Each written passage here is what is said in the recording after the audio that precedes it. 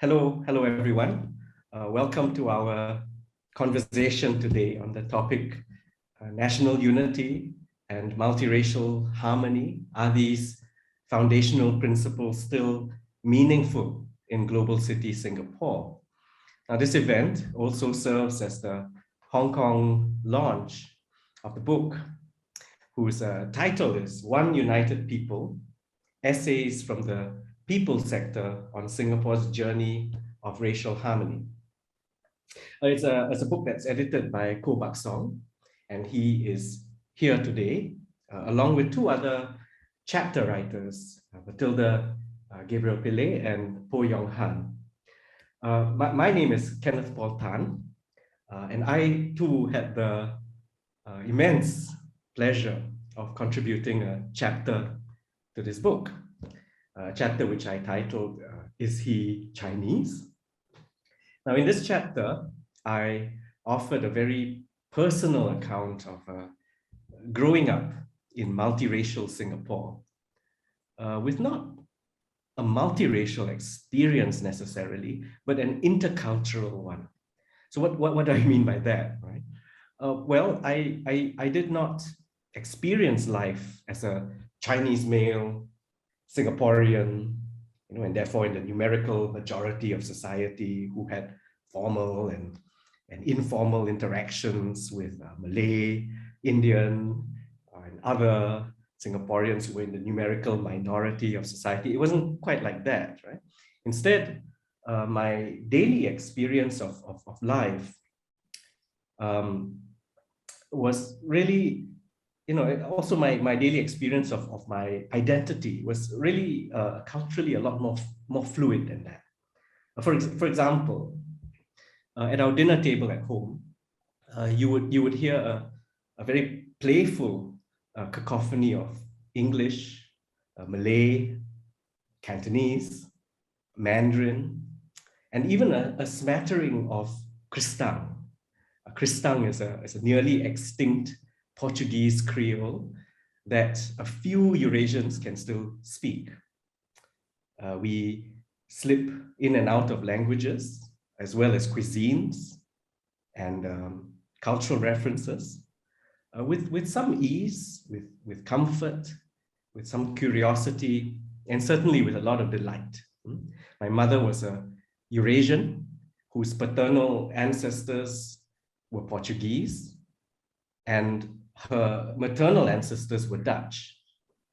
My grandparents and great-grandparents were very traditional Roman Catholics who had European tastes and lived what appear to me today as very privileged lives.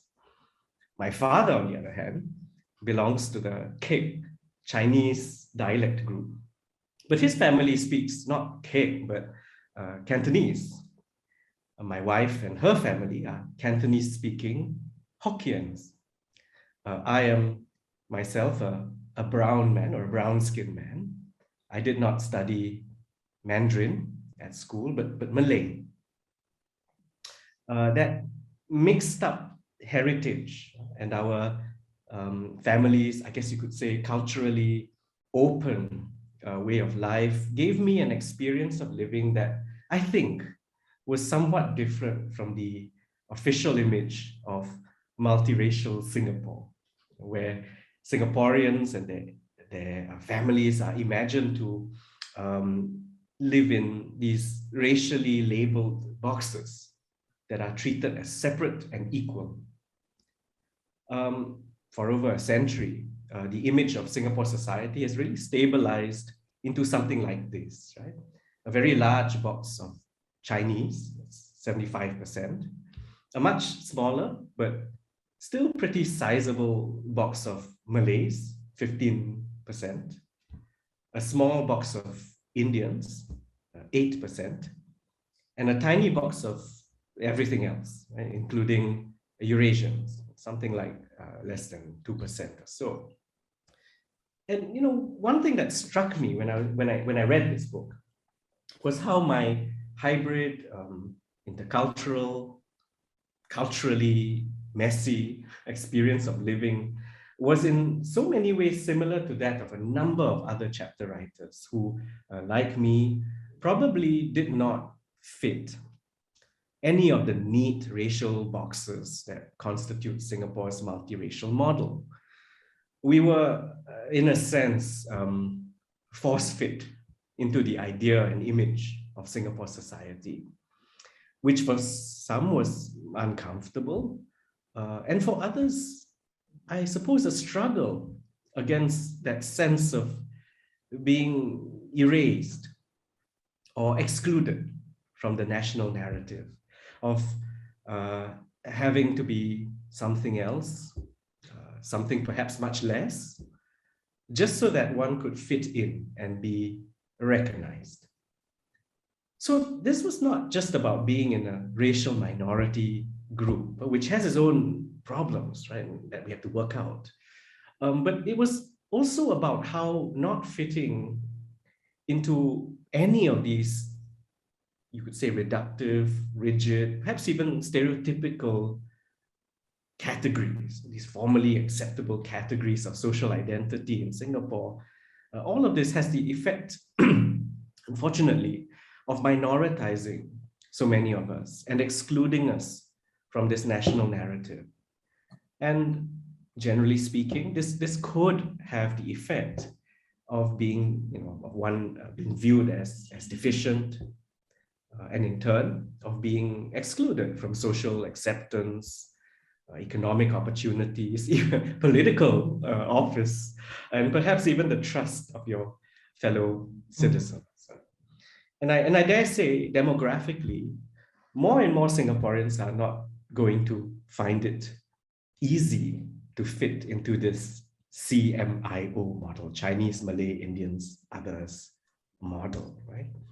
Now, in my chapter, I reflect on the discomfort this has given me, but I'm also very, very aware of the privilege that I have to slip in and out of identities and communities, to escape the occasional indignity, or the disadvantage.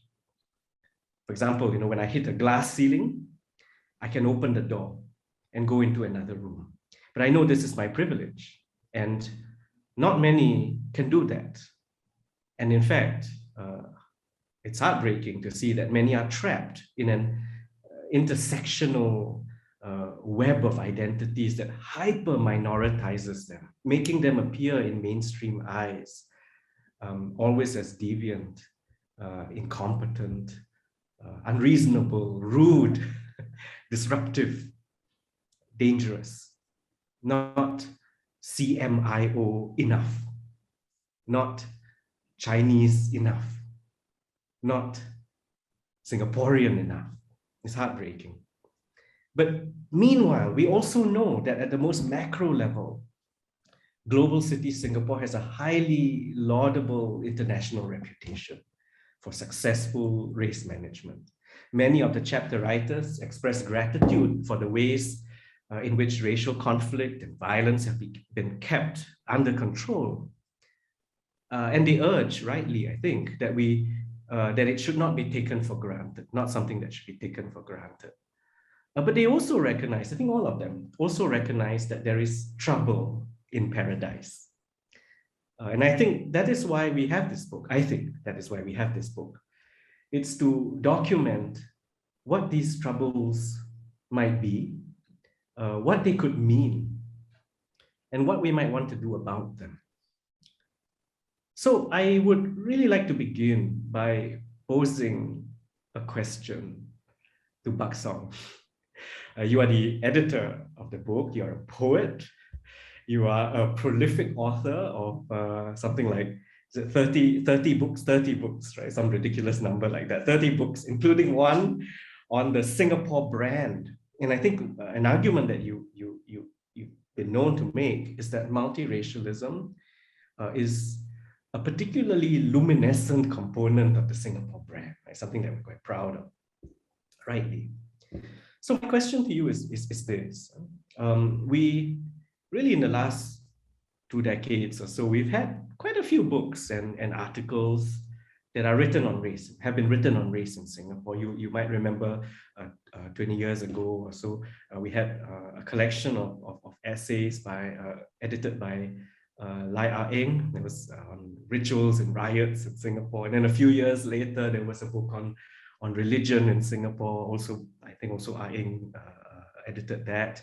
And then I think in not too long ago, we had a book, Matilda, I think you were one of the co-editors with two others, Philip Holden and Daniel Goh, right? That was called something like multiculturalism in Singapore and Malaysia, something like that. Koh Right? Buck Song as well from the Malaysian side. Yes, that's right, that's right. Yeah, so we've had these books, and we've had quite a number of journal articles as well that have explored in a scholarly way many of these questions of race, multiracialism, and all that. So Buck Song, with so many of these books out there already, why is there a need to have one more book on race in Singapore in the year 2022? Why? Well, I think that we are actually at a special moment in our journey of racial harmony as a country. You could call it an inflection point or turning point or the start of a new phase. And this began was triggered by an incident in June last year, 2021. This now very well-known incident of it happened along Singapore's Orchard Road. A Chinese man heckling a mixed race couple and telling the other man that he should only date within his own race. This was the incident. Well, there had been a number of other incidents in the months preceding that, but this was the trigger which led to the government deciding to take action, and they made quite a substantial move to change things. This subject was mentioned in the Prime Minister's National Day rally in August, and then in October there was a landmark speech. It's the government's position, but it was delivered by Finance Minister Lawrence Wong, speaking on behalf of the government. And I think for the first time, the Singapore government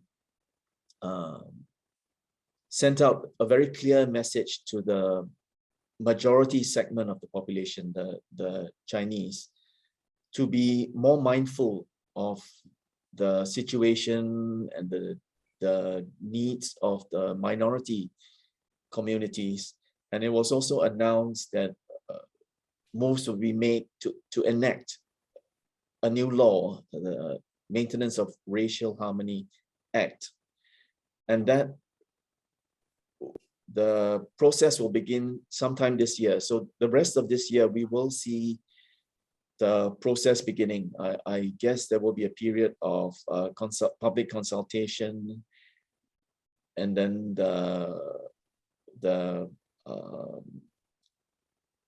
legislators and legal scholars and policymakers will be sitting down to put this new law into place, and then it will be debated in Parliament. It will be passed, and there'll be lots of other activities that will follow. You will then need to have probably setting up a council of presidential advisors for racial harmony. Mirroring all these actions will mirror what has already been done and put in place for religious harmony, which has been there for many years, even decades. 30 years, I think, right? 30 years. Yes, a long time, more than 20 years. So I'm sure this new law will mirror that Religious Harmony Act to a large degree, although there will be significant differences as well. So we are in a new era. So this book is the first book first one to get off the press in this new period. So it was the vision of the publisher, Marshall Cavendish, to come up with this book of essays to contribute to the public discussion. We're the first to be published, so we have the first mover advantage. And I think there's a hope to contribute to the discussion in quite substantial ways, and I really have to thank the 22 contributors to the book, the 3 of whom are with us this evening, for their very candid and essays, sharing of their very personal experiences, things that they have thought about, considered for many years. And collectively, I think we have given, I mean, it's out there for anyone who's interested to look into a comprehensive offering of glimpses into the lives of the key components of our society. We try to make sure that the main groups are included. Of course, it's impossible to include everyone. To do that would have taken much more time and a much thicker book. So we made sure that we would included our fellow citizens from the Malay community, and in the Indian community, the diversity is reflected. There are people who have Tamil ancestry, Malayali, Sikh, and so on. And then we have this group of people who are the children of mixed marriages. And Kenneth, you are a very intriguing and a fascinating example. We have Margaret Thomas, whose father is a Caucasian. Mother is Chinese, and we also wanted to include 2 communities who are usually ignored in discussions on this subject: the Peranakans and the Eurasians. And the Eurasians, we have the old Eurasians, people who have who are descendants of people who moved here from Europe many years ago, and the new Eurasians, children of mixed marriages, and it's some of whose parents are actually quite recent immigrants to Singapore. And then finally, in the Chinese community, there's also this divide, and it is accurate to use that word, between the Chinese educated Chinese and the English educated Chinese. So both these groups were also I made sure that their views were included in a substantial way. So we have this spread of views, and I think it is important to have these views reflected in this new phase of our journey of racial harmony. It's wonderful. So it sounds like one of the key principles in organizing this book was to ensure that you didn't simply represent the CMIO, but you also showed how each of these categories are themselves complicated, right? And are themselves diverse and overlapping in some ways. And that couldn't have been easy to do in the book. I wanted to actually tell us a little bit about the essays themselves, and like what in particular was new to you or even surprising to you. But before we do that, something you said at the start, which I think to a lot of people who don't know Singapore very well will find fascinating, right? Puzzling even. Why would it be that a simple incident on a street right? Someone expressing a racist view openly on a public street, which is probably something you would find all the time anywhere else in the world, right? It happens all the time, every day, and you're so used to it. In Singapore, an event like that could trigger the response that you described, right? Kind of state action, and then kind of the move to enacting legislation and new regulations and so on and so forth. What does that tell us from your point of view, right? What does that tell us about Singapore? Yes, actually, it's interesting, Kenneth, that you point to this trigger incident.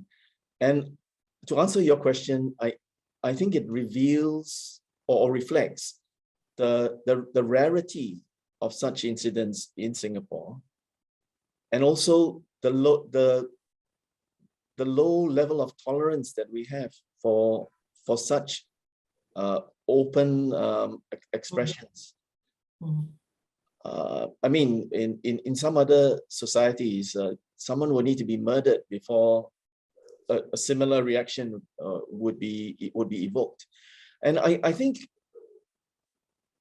it is, there is a statistical basis to suggest that Singapore, at least according to the latest comprehensive international survey on this subject, ranks as number one among the advanced economies. I say that because I'm referring to a survey conducted by the Pew Research Center in the USA, and that is one of the most highly regarded survey organizations in the world. It was published fairly recently, October 2021, but the survey itself was conducted between March and May last year. And I want to highlight two of the questions in which Singapore placed number one out of these 16 economies. The first question is the extent to which the respondents encountered incidents of ethnic conflict. And in Singapore, the proportion that said yes was 25%, and that is the lowest among the 16 economies. The second question is, to what extent would you agree that having more people of diverse ethnicity in society is a good thing? And again, Singapore is number one. It's 92% said yes, that would be a good thing. Unfortunately, Hong Kong is not included in this survey. Japan, Taiwan, and South Korea are included, but not Hong Kong. I see. Well, that's pretty remarkable. Not entirely surprising, but pretty remarkable. I want to come back to you and ask you a little bit more about the surprises in the essay and in the essays in the book and all of that. But before I do that, because you raised this point, right, that Singapore seems to be doing very well in the international assessment of things, and Singaporeans themselves, if this survey is to be believed, right, Singaporeans themselves have a very high regard for the importance of multiracial harmony and so on. I want to turn now to Matilda, actually. Matilda, you've worked in a number of different spaces, right, from journalism, the media space, to academia, and now you're in private practice, I guess, as an educator and an independent researcher and writer. So you would have seen how things are in different parts of Singapore. And what I thought was pretty striking about your essay is that you're kind of suggesting the opposite of what we just heard in terms of that survey, right? You're I think that the argument you make in your chapter is that we were once good for multiculturalism, multiracialism, but we've regressed. We've become not so good anymore. And I wonder, that sounds counterintuitive, but how do you argue that? What did you actually mean by that?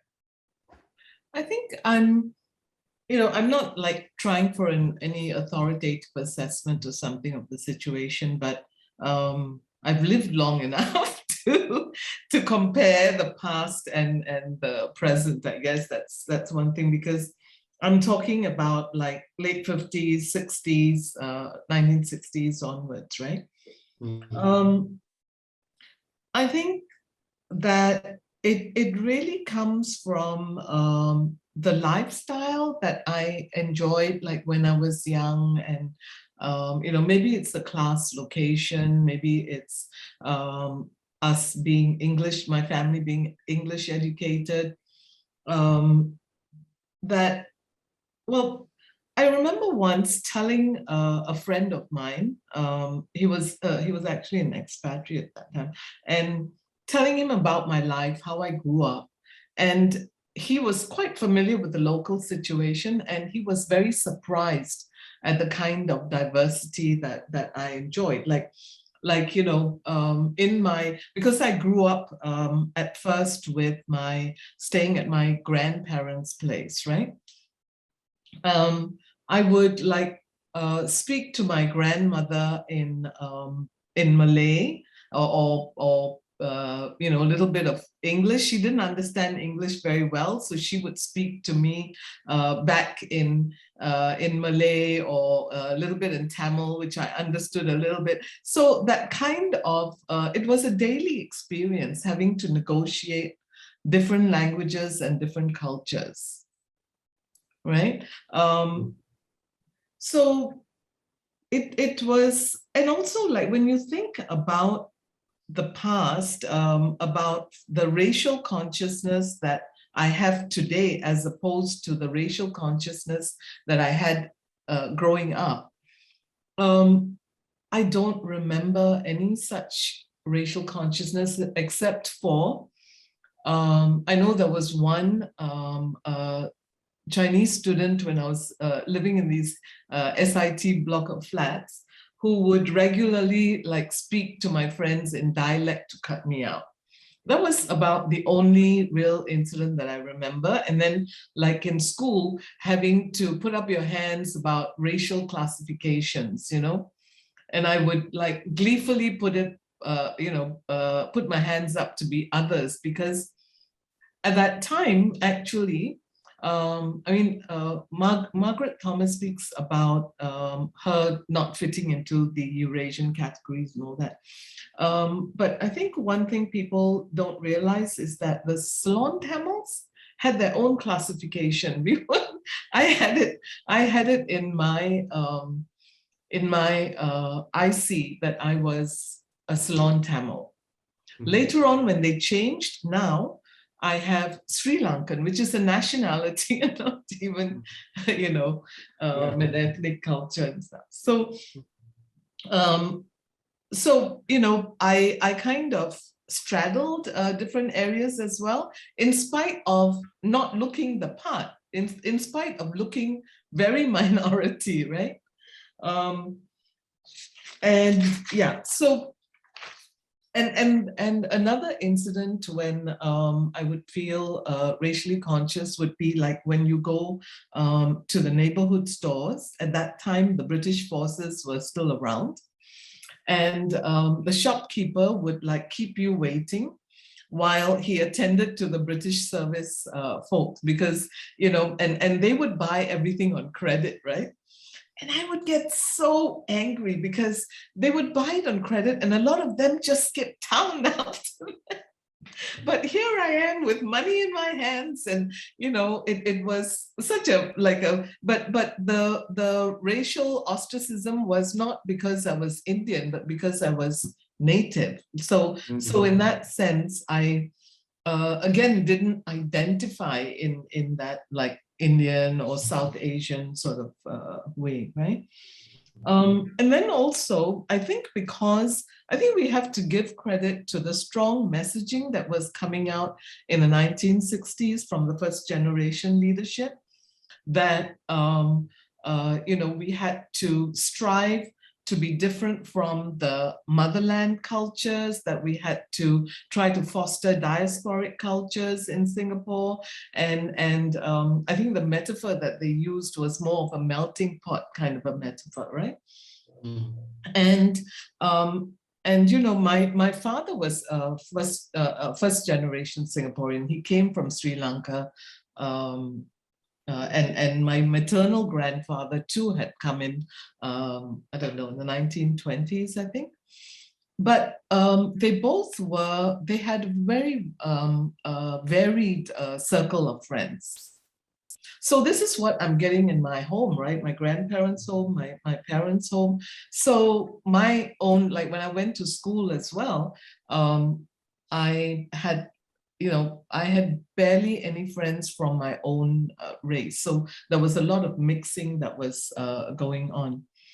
Then when I went to university, one of the things I noticed, I mean, that now looking back, my head of English department at that time was a Eurasian, or he was Anglo-Indian. I'm not sure which he is, but he was minority. And following him was a Chindian, right? Professor Edwin Tambu was head after that. So, and then, in terms of literature and drama too, which I was studying, there were a lot of short fiction and all that would deal with minority settings, minority cultures, right? Minority homes. And in fact, I used to think at that time that the Eurasian character was a kind of synecdoche for being a Singaporean character, right? Yeah. And then you saw minorities, appear in advertisements, and people like, I know a lot of people of different races who would watch this Malay sitcom, Pat Awang Temberang. A lot of people listened to Malay singers at that point, and there were multiracial bands, right? But to me, it's as if the music kind of stopped in the 1980s. Because the minorities disappeared from advertisements, right? From English language dramas, English language TV. They were like, in terms of literature and drama production, there were increasingly fewer writers from the minority communities, right? Whereas previously they had been quite dominant. And then I think of the 1980s as the era of the Singapore women's novel as well, right? 1980s. But it was always about examining the roots, exploring the roots of the Chinese, local Chinese diaspora, right? And I often could not relate to a lot of this, right?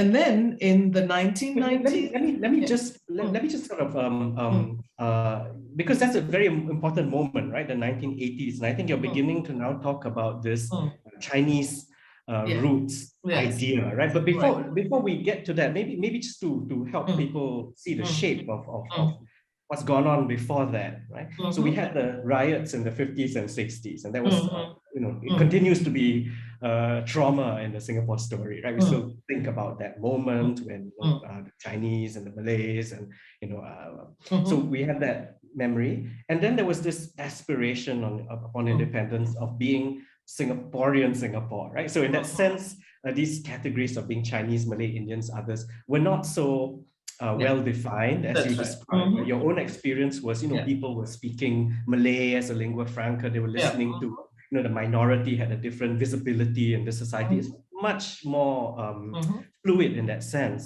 And then something starts to happen where we start to recategorize again, right? We sort of don't have faith anymore that we can have a Singaporean Singapore, but we say, okay, because you can't do away with ethnicity. So we're going to still have now Chinese, Malays, Indians, others, and they all relate as Singaporeans. But something special happens in the 80s, right? And where you're beginning to tell the story now, where we try to, some people have described this as sinicized, to become more Chinese as a country. for all sorts of reasons, including the anticipation of a China that's going to rise, and we want to be ready for that, right? So do you want to say a little bit more about that? Yeah, so at that point, I think minorities like myself were quite taken aback by that, and you know, yeah, now I realize, looking back, you know, I wanted to quote, because I saw that some people, some other people had also seen this as a salient moment, like you said, a sinicizing of local identity, right? And like, I think Professor Daniel Goh also saw this promotion of this Confucianist culture as making a kind of rupture in the post-colonial multiracialism that was promoted by the state.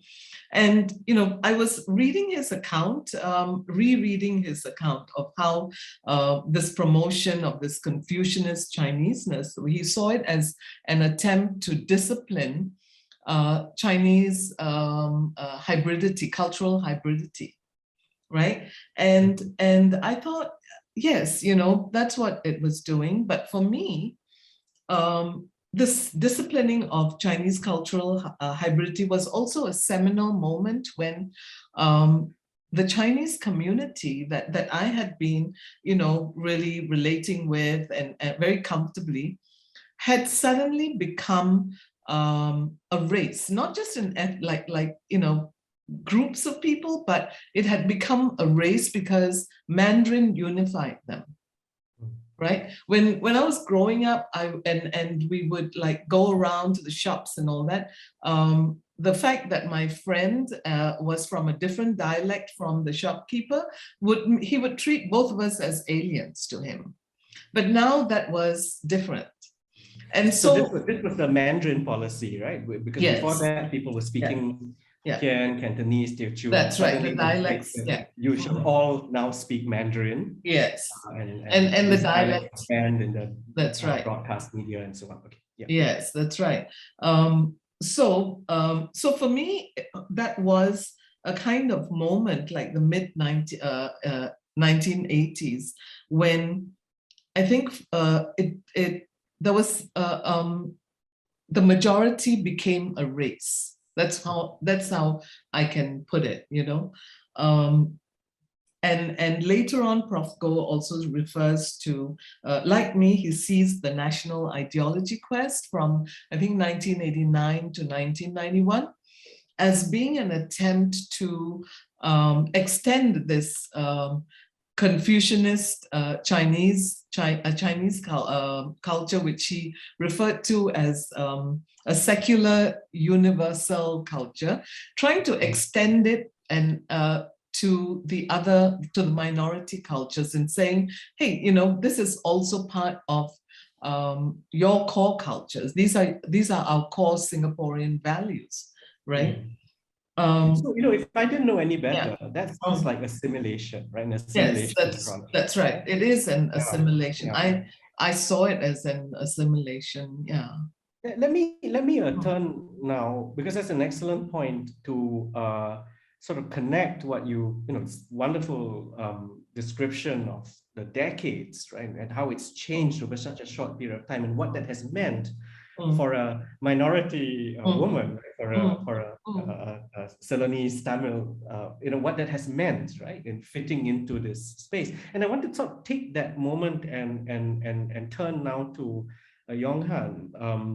And you know, you've been a student at Harvard. I think that was the first time I met you at Harvard, and then you studied at NUS, and now you're a DPhil, a doctoral student at Oxford studying anthropology. And what was quite fascinating about your chapter, I think, was that you were questioning, or at least urging us to think in a much more complicated way about this idea of unity or unification or unifying, right? And as well as the accompanying idea of harmony. So we've just heard this account of how, you know, that unifying doesn't look very different, or didn't look very different in the 80s from a kind of assimilation, right? That you shall all be more Chinese. You shall all, the core Chinese values are the values that we should all embrace. Now, there are all kinds of maneuvers there, decisions about what to include, what to exclude, and so on. And I think these are some of the things that you talked about in your chapter. And I wonder if you could maybe tell us a bit more about your thinking there. Yeah, thanks, Kenneth. I think when I was thinking about what to write, something that struck me was just that the premise of the book was celebrating unity as though it was something that was necessarily always good and something that we should definitely be striving towards. And I think I wanted to push back against that because I think just growing up in Singapore, I remember in primary school, we have all these like racial harmony days, and harmony was always something that, you know, we were encouraged to strive towards. But I think especially in the last few years, when you look at discourse, I have also seen how I think harmony can easily be weaponized, especially to regulate or silence certain kinds of expressions of people who might want to say that, oh, actually, I think that harmony is not always good, or that I don't think there's harmony now. And then suddenly, you know, you might be castigated for saying that you're unpatriotic. But I think on a more deeper level, I was just curious because oftentimes when you think of unity, I think that the lens is always through racial unity or perhaps religious unity. But something that really struck me was just the absence of discourse surrounding how our immigration or migration policy actually is so intersecting with this concept of racial unity. And I say that because I feel like, and obviously like Rick and Matilda brought up really good points about the constructedness of CMIO.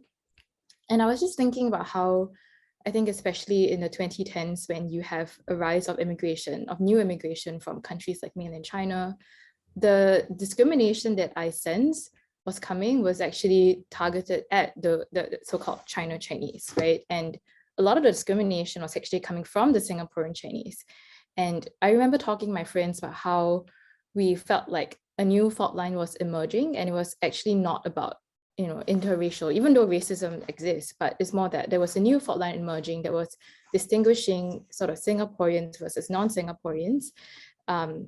And you see that very recently, right? Like last year, people were talking about the so-called Seeker Indians, and you have, I just thought it was very interesting on Facebook when, you know, people would say that, oh, you know, I'm a Singaporean Indian, but like, I don't want those Seeker Indians. And then you look at the spillovers in discourse. And I just what is a Seeker Indian? Some people may not know that. So Seeker is this trade agreement between India and Singapore. And I think last year that issue got politicized because quite a few numbers of Singaporeans felt that it was a backdoor for the Singaporean state to admit large numbers of new Indian immigrants into Singapore. And that created a lot of debate about immigration policy, about race.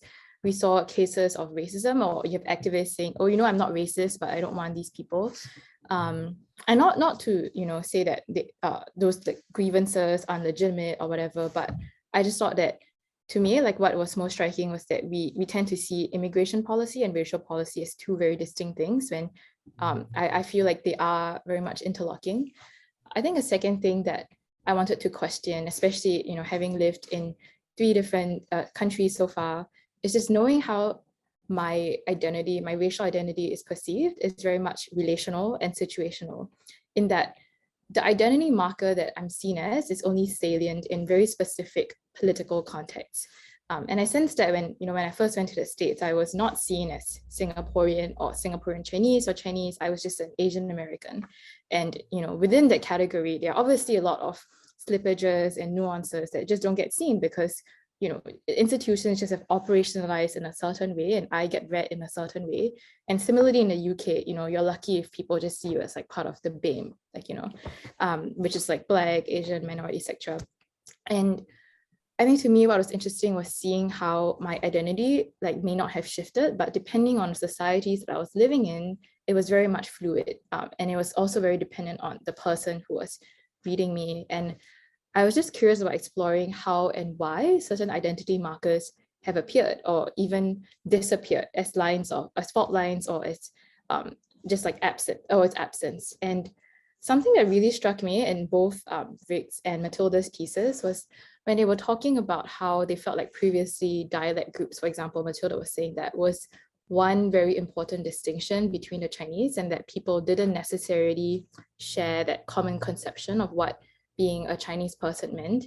And Rick was talking about how within the Chinese community, there's also a divide between the English educated and the Chinese educated. And I think that growing up, I definitely sense that divide just within my family, because my entire extended family, I think most of them were Chinese educated. My father was, he was also Chinese educated, and he only had formal schooling till he was 15. And most of my relatives are also, don't have much formal schooling. And so I just remember that growing up, the people that they sort of made fun of were the English educated elite, regardless of the race. In fact, they probably hated the Chinese English educated more. And they would make fun of me. They were like, oh, like you only speak English now, you're like so atas, whatever. And it was about language, but it was also about class. And I just feel like I remember one of the questions people asking us, how does being a Chinese shape your views? And I'm very conscious that obviously I do carry some kind of privilege in being Chinese, but I also wanted to push back against this idea that, each race is like homogenous and your lived experiences are universal, because they are not. Yeah. No, that's really fascinating, right? Because it suggests a number of possibilities. One is to not just think of the situation or our community in terms of race as a marker of identity or how society is divided, right? But to actually acknowledge that other things like nationality, like class, as you say, perhaps gender, sexuality, and all these other things also tell us something about cultural difference. And then the question is, if we were to do that, right? If we were to decenter race, does that then get us back to that point in Matilda's description, right? Where we were not obsessing about race. We could now think about Singapore in a broader sense, recognize all these slippages and maybe celebrate them, but also maybe not get so caught up in these racial boxes, right? And where the fault lines become defined exactly in those terms. And so when that happens, does it make for conditions that allow us to be better able to be peaceful, better able to avoid ethnic conflict? Is it that kind of situation? Because I think I read in your essay also the suggestion that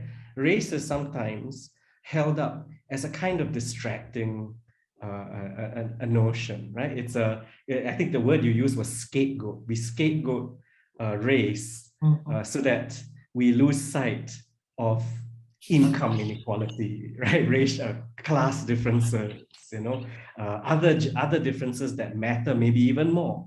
But because we're so caught up on this taboo topic of race, and we're silenced in many ways when it comes to race, it's a kind of mechanism of social control.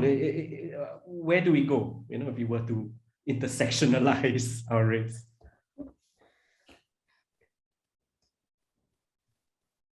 Well, I take the view that it is necessary for someone to take action in a proactive way to advance harmony. The reason being that racial prejudice is in all of us, and it's everywhere, every part of society. There's no running away from it. People who speak of this ideal of becoming race blind, I think, are just chasing an illusion. Instead, conscious effort is required to overcome and override what lurks in the subconscious. I gained this insight from looking at the words of an early draft of Singapore's national pledge. These words were penned by our former culture minister S. Rajaratnam in 1966. And he used the words, we, the citizens of Singapore, pledge ourselves to forget differences of race, language, or religion. So to forget implies that it takes effort and it is a conscious action. Unfortunately, the current version of the pledge, or the one that we've used since the beginning, since 1967, just says we, the citizens of Singapore, pledge ourselves, like as if it's a done deal. We've already achieved it, and we just assume that things will get better without needing to do anything more. And I think this is the basis of much of the denial that you see, especially coming from members of the majority community, that there's any problem to begin with. And I think earlier, Kenneth, you were asking Matilda to speak about what appears to be a disconnect between what she sees as the state of race relations, which is not as wonderful as she remembers from her childhood, and yet we have this Pew Research Center survey which seems to suggest we are on top of the world. I think this apparent disconnect is explained by the fact that we've had since day one this assumption in the pledge that everything's going fine. We are advancing, things are progressing. Therefore, there's no need for any action on my part. But the reality is that a lot has been pushed into the subconscious. It's in our separate worlds as ethnic communities, and today into our different bubbles, whether they are social media bubbles or pandemic bubbles, or within the borders of nation states, since there's so little travel nowadays. But mostly it's the social media bubble which perpetuates this sense that if you're in the majority community, that things are fine, therefore I don't need to do anything. And perhaps in some minority communities that things are much worse than they actually are. What an interesting point, right? And I think to connect that with an earlier thing that you said too, the point about how this altercation in the street can create such a surprise, right? That would lead to legislative change or trigger that and all of that. I mean, if the majority is not aware that there's anything amiss, right, in the Singapore model, everything that appears as racist or whatever will be viewed with great horror, right? How could this be in Singapore when these moments erupt, right? And I wonder what that means, right? And I wonder what the forgetting, for example, means, or the assuming that things are well already. I wonder what that means. Does it mean that, because you said we're all a little racist, somewhere, right? So does it mean that we've all sort of suppressed it without dealing with it, right? So it's gone somewhere subterranean, it's gone somewhere underground, right? And then once in a while, it comes up to the surface and we're horrified by it, right? We're horrified by it, we perform our horror and so on and so forth, and then it goes away. But that doesn't really solve the problem, I think is what you're saying, right? Where to really get rid of it, to really forget as such, right? You have to perform like an exorcism. You have to call up the demon, right, by its name, right? You have to recognize it and then sort of chase it away, right? And then sort of send it off, right? And the problem perhaps with doing that is, as you recognize that demon and you keep calling it up, right? You keep saying Chinese, Malays, Indians, others, and those lines are potentially conflictual and dangerous and so on and so forth.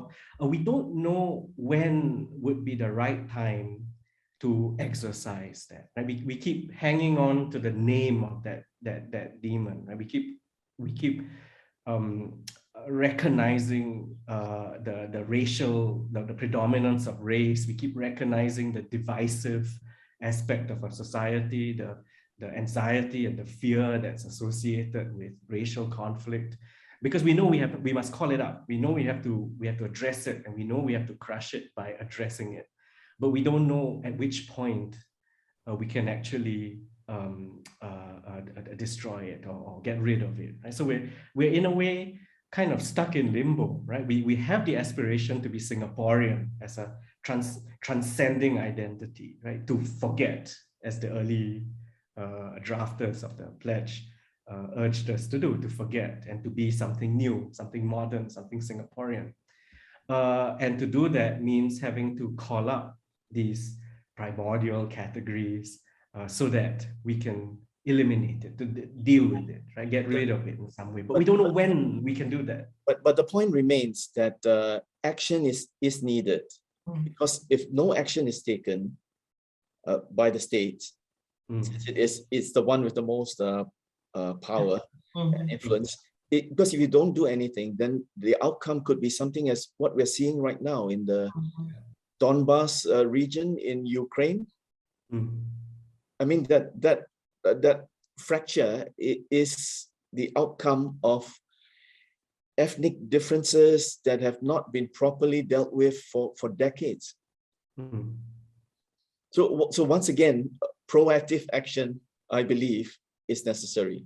We can't just leave things as they are, give people more as much freedom of speech as possible, and hope that things will find their own equilibrium. We've seen what freedom of speech has led to in some societies. Eventually, you'll end up with a polarized society that can't even move forward, and in fact would have fallen behind and regressed much more substantially. Yeah, there are plenty of really terrifying examples that should really caution us against being too laissez-faire about the fundamental problem of race. I wanted to just, because we've sort of come to an end, but I wonder if we could just take a few more minutes, if people don't mind, and just see if there's anyone in the audience. I mean, we're not a big audience, but if you had any question that you wanted to ask, or any comment that you wanted to make, you're very welcome to do so, and we can sort of get you to ask your question, make your comment if you'd like to.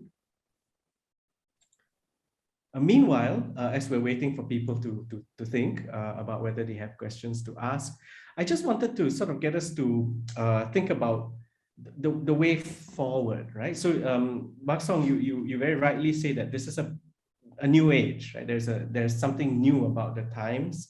This book is the first of, I suppose, many others that will record this turning point, or whatever, this moment, this opportunity for Singapore to take itself and as a global city, as a nation state, to deal with this very tricky question. And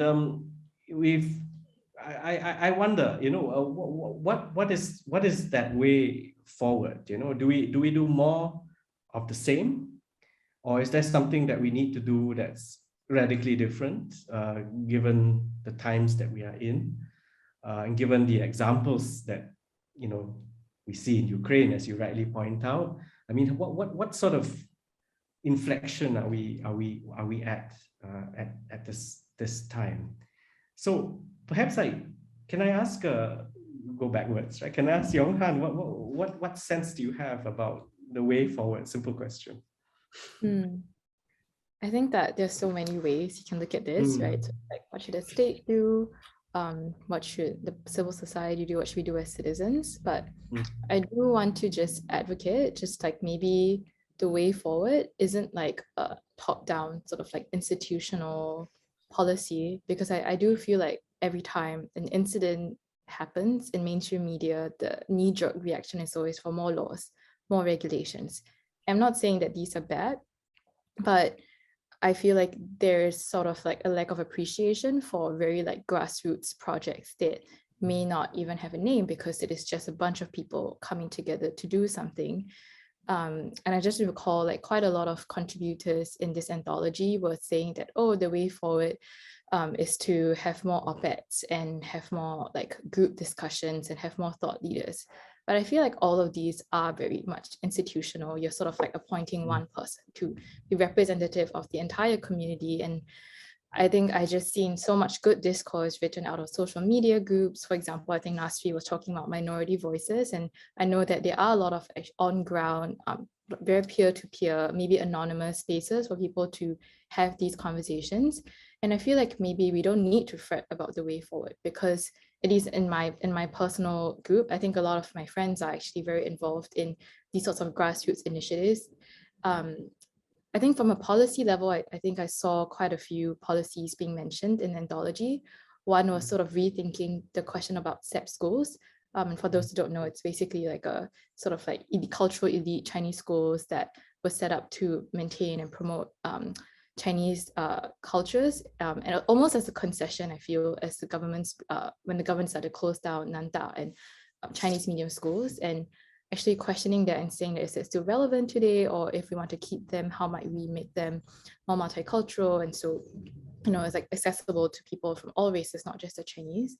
I think a big part that I feel strongly for is also this question about rental racism and housing policies. I think at last year's National Day rally speech, PMD was talking about a new policy to curb that. I haven't seen that yet, but I assume that it's in the works. But I think obviously it's also a recognition that just because you have laws, it doesn't mean that people will follow it. It doesn't mean that people genuinely believe in the spirit of the law. But I do think that these are important first steps. Yeah. Okay. So have the law, but that's really not the end of it. You don't worry too much about the problem. Allow the grassroots organizers and public intellectuals and people who discuss things and act upon them in these new spaces, grassroots spaces. Allow that to flourish, and it will find a good sort of space. In terms of institutions that are limiting, the SAP school is one of those institutions that could be maybe transformed, if not dismantled. Okay, excellent. Thank you so much. What about Matilda? What do you think?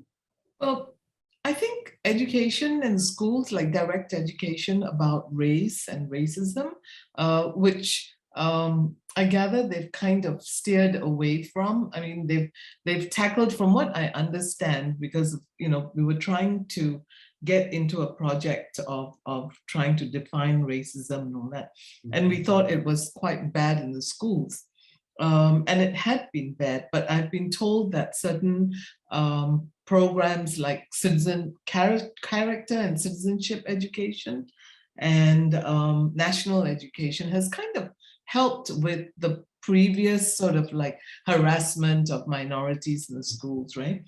But I think now we can sort of like in the schools talk about racism and race, and deconstruct this concept of race, right? Which again, like in terms of public discourse, it's as if we're supposed to think of race as a real thing. I mean, I think of it as a construct, as a fiction, and I think our younger generation need to also view that with a similar sort of skepticism, and also to open them up to various cultures, to find out more about each other and each other's culture and global cultures. In a very conscious way, not just at the, what do you wear and what do you eat sort of thing, but intellectual heritage and all that, something deeper, which I think may get people to look past race, Wonderful, wonderful. So the school as really a primary location for all of this, looking at curriculum, that treats notions of race and I guess harmony and all these things, not in a babyish way, not to water it down, but to kind of have serious adult conversations about this, so that people can speak critically and constructively about these concepts, and then also to have the curriculum expose students not just to this 4-part harmony idea of diversity, but something even bigger than that. What how messy and clumsy and challenging diversity really is when you think globally about it. And that's something that curriculum can deliver quite effectively. Thank you. Can I just add something? I think it's not spoken about so much, but for me, the recent changes that they've made with TAFEP, the tripartite, the one that looks at discrimination in the workplace stuff. Previously, it wasn't given any teeth, right? But now apparently they can ask employers to like open up their records and stuff like that. And I think that for the workplace, for discrimination in the workplace, I think that's a big leap, for minorities, that they can feel more secure in the workplace. So you do need the state to come down. I do, yeah. I do think, and I'm sort of quite anxiously waiting to see what the laws will be like. And I think there ought to be some sort of penalties and I mean, for people who don't know, it is quite common for a non-Chinese, for example, to apply for a job or to look at a job advertisement and to see things like Indians no need to apply, or Chinese speaking only, that sort of thing, right? Which is very, very exclusionary in that sense. So this is where the state needs to come in and be more interventionist about it. Thank you so much. And maybe we sort of the final words from Buck Song. You're the mastermind of all of this, and I get the sense that for you it's not something that we can take lightly. We do have to pay a lot of attention to this and be quite interventionist to avoid some of the terrible fates that we're seeing in other parts of the world. From what you've heard of this recommendations from Yong-Han and Matilda and all of that, does that fit your idea of what we should go, what we should be doing going ahead?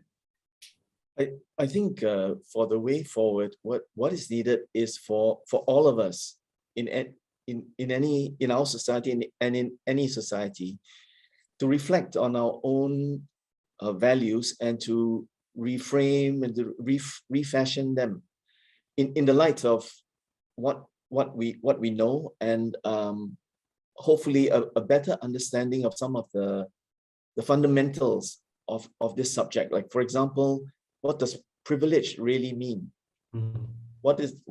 How can we be more inclusive of everyone else from any ethnic, social, and other background? And gone are the days when the state could control what people know and think and talk about. Today, governments have to employ social media influencers, comedians, celebrities to send their message out to the people. The mainstream media has long lost its ability to dominate the narrative. So all of us have the capacity to influence the people in our own circles and help everyone to move forward. This book, this collection of 23 essays, is our effort, our contribution to put our views out there to hopefully stimulate and start more conversation and hopefully move to better understanding, and we can then all be better equipped to move better forward in our ongoing journey of racial harmony. Marvelous. Thank you so much. And this book is where you'll probably find some more answers.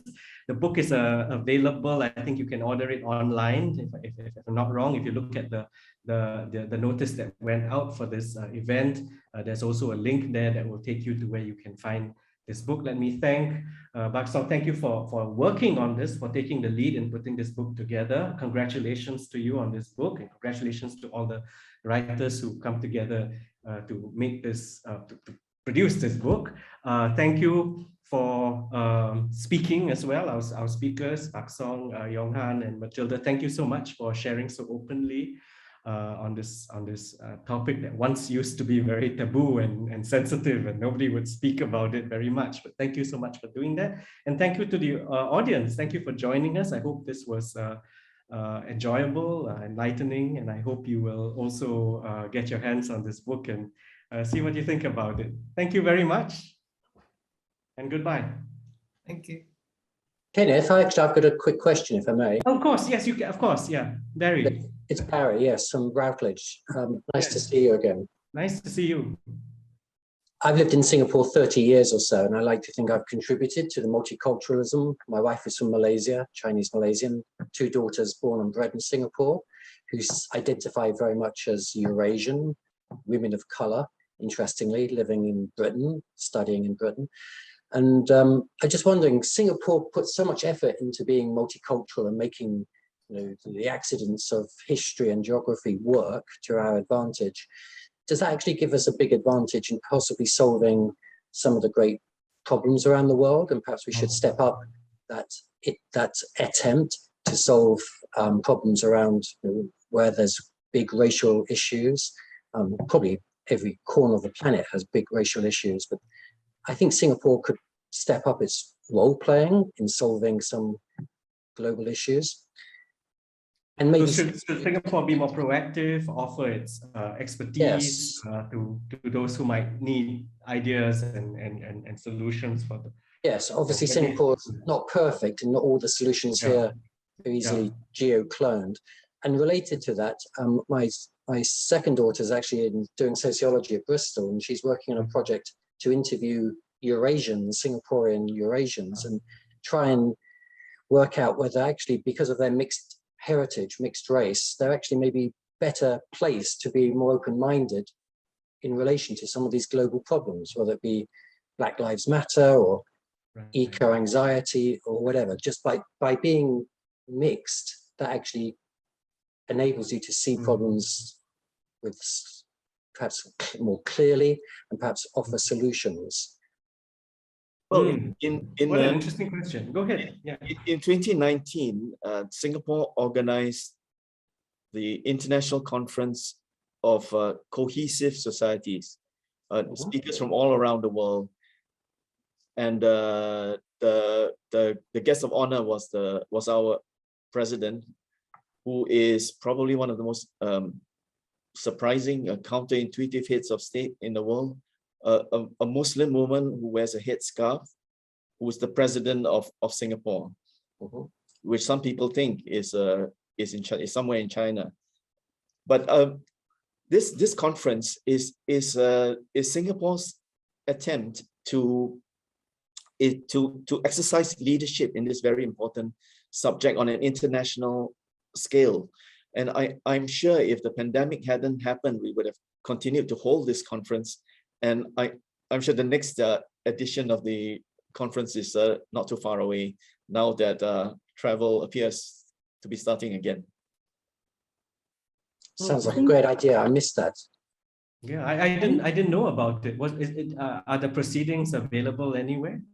Well, there was a book published of all the main conclusions that's available, and I'm sure some of the presentations and statements are available online. I quoted one of the speakers in one of my 2 essays in the book, and this is the speaker is Christian Piccolini, an American, and you can Google him and find out more about him. He used to be a neo-Nazi, but then he left the movement and set up a network to help to rehabilitate radicals and terrorists and extremists. And his main insight, which I quoted in the book, is that extreme examples of racism are almost invariably driven by what he called potholes on the road of life for these actors, meaning there are people who have maybe they came from a broken family and they couldn't find a good job, or they lost their job, they couldn't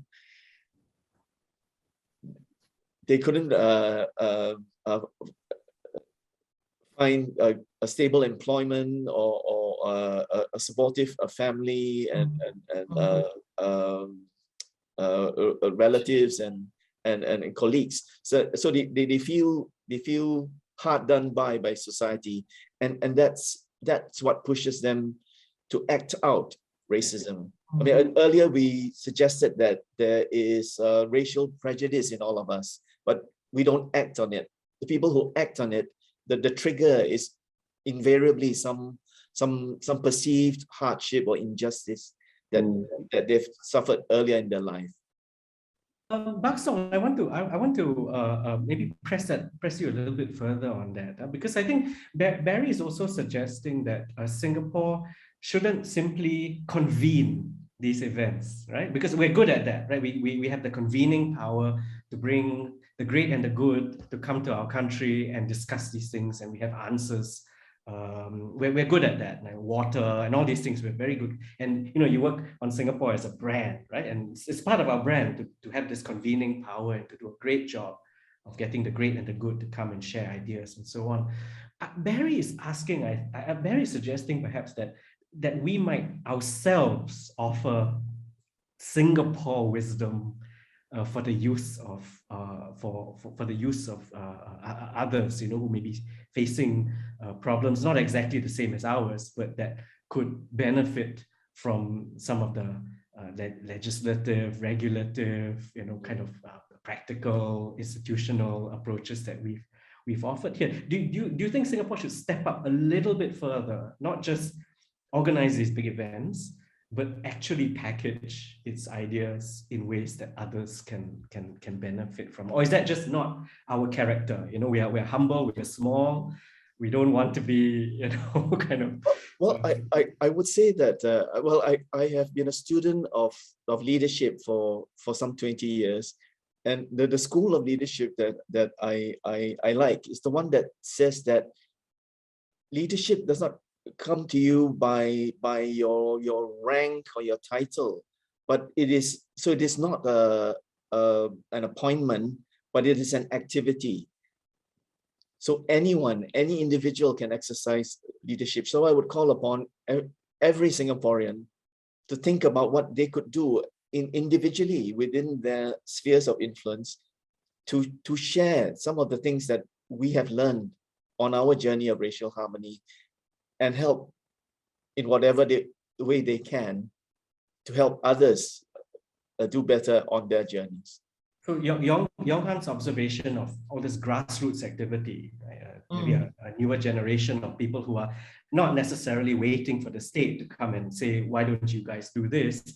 They're on their own, right? Kind of organizing, looking for things that need help, need work, need thinking, need action, and they're taking their own initiative and using their own organizing skills and intellectual abilities and a passion and energy to solve problems on the ground, might perhaps also, according to what you're saying, think beyond the shores of Singapore and kind of operate at a more global, international, regional level. I think if I could just quickly jump in, I think I would just like a bit more skeptical about this idea about Singapore exporting, our not perfect, but still model sort of answers on how to manage race, just because I think in my experience, I feel like racial discourse and problems are often very, very local. Like, I'm just not sure what Singapore can offer, for example, to minorities in Korea or in Japan when they're looking at a very sort of a state policy that is very explicitly monocultural. Like, they have their own issues, like obviously maybe there are parallels, but I just want to caution against this idea that there is a universal or global policy that a country can become really good at and then export it to other countries and it will be adopted very easily and tada, like racism is solved all over the world. Just because I just feel like for a lot of issues are so specific to each country, to their own historical legacies, to their own influences, that I'm just a bit more like hesitant about this idea that Singapore can solve everyone else's problems if we tried to. Yeah. Like there is a Singapore model that if only you could learn it, Yeah. all your problems will be solved. Yeah. I mean, that's a kind of yeah. I'm also skeptical about whether we have that kind of Mm. expertise, because our majority is very large, our minority is very small. So, you know, it ostensibly looks like there's racial harmony and all that, right? So we're like a successful example. But as Buck Song said, like, we do have to exercise our demons. They're there too. I think there's a lot of stuff going on under the surface. So I'm not sure that we can export expertise in that sense. Perhaps just thinking about the problem and all that, you know, you could do that, but I don't know. Okay. Perhaps in the future. Could I just say that it's not about some tada wholesale immediate effect, but little by little, other countries may look at what Singapore's experience and pick up a thing or two. Let me just cite 2 examples. In France, they avoid collecting statistics on race. In Singapore, we go to the other extreme. We go every little detail. Everyone feels as if they're monitored in ethnic terms every minute. But what is the state of race relations in the 2 countries? The other example is, earlier I mentioned this survey question posed by the Pew Research Center, which is, to what extent do you think having more people of different ethnicities in your society is a good thing? And Singapore was number 1 at 92%. Japan, I think, was near the bottom. I can't remember offhand the percentage. You can look it up. You just Google Pew Research Center racial conflict. But Japan is right at the bottom, and we know how allergic Japan is to the gaijin, or anything that it reeks of gaijin-ness. But Japan is now looking into relaxing their immigration, first for workers that they need, like nurses in hospitals, and eventually for permanent residency and maybe even citizenship. So there are 2 examples there of maybe a little pointers here and there that we could share. And I think this convening, to use your word, Kenneth, of this conference in 2019 was an effort to collect and share some of the best practices, the lessons, so that anyone is then free to pick from this well, literally it's a buffet of lessons and experiences out there that's collected just from this one conference for people to then apply in their own spheres of life. Fantastic. Thank you. Is that okay, Barry? Yes, thank you. Thank And you. a quick yes or no answer to the second part of the question. People of mixed race have an innate advantage in solving complex problems. So as someone who is that, I don't think I would have I don't think I would have solutions for these problems, but I do agree with you that being able to see what it's like as a majority, someone in the majority, and then someone in the minority, or someone who doesn't fit either of these categories, being able to slip into these roles does give me, I think, some empathy with what it might be like for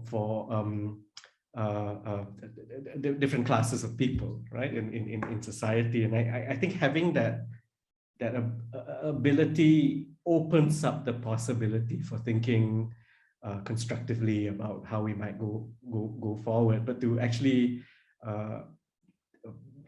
directly have solutions for these enormous Stretching it, problems in the world. I think that's a stretching leap. imagination, yeah.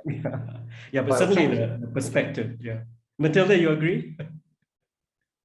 I'm not mixed race, but certainly interculturalism, I mean, does help, I don't know, even as an example to other people, you know, and deconstructing this idea of race. I mean, when I read your piece and Margaret Thomas's piece as well, you know, you sort of become aware how tight these boxes are and people don't really fit into them. So you have that sort of perception, you know, and I think I have that perception because I've been intercultural in that sense, even though I'm not mixed race, right? Yeah. Sorry, that's the best answer we can give, Barry. Oh, that's fine. Thank you for tackling it. Yeah. Does anyone else have a question? I know we've kind of been quite undisciplined about the time, but if not, let me thank you all once again. It was such a pleasure to host this evening. I hope everyone had a good time. I certainly did. And thank you, panel. Thank you, audience. Have a good night, morning, whatever it is where you are. Thank you and goodbye. Thanks. Thank you. Thank you, Kenneth.